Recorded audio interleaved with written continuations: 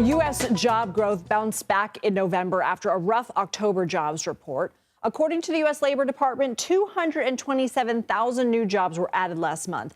That's more than 190,000 jobs more than the labor market added the previous month.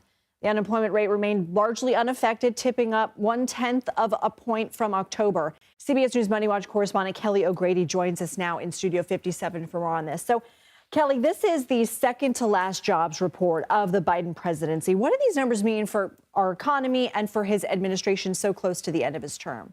So I think broadly it shows that we're in a decently strong spot, right? I mean, these are headline numbers. And then when you start to pick a little bit here and there, you do see some weak spots. But, you know, you think about the fact that President Biden inherited a country that was in the doldrums of the pandemic. I mean, this is a much better spot than we were there, certainly.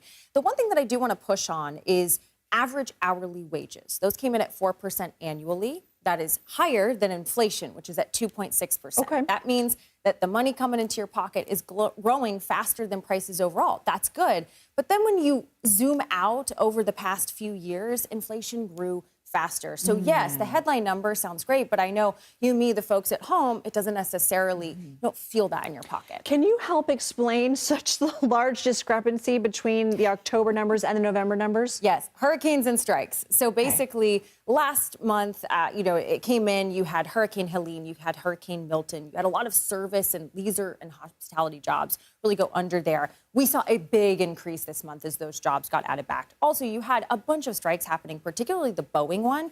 33,000 jobs of that 227,000 number, that's from folks getting back on the job. So that's why you see that big disparity. Whenever we have you here for a report on reports, we ask you, what does this mean for the Fed? And I love it because I'm excited for this next meeting. It's the last one of the year. We are still expecting a quarter point rate cut.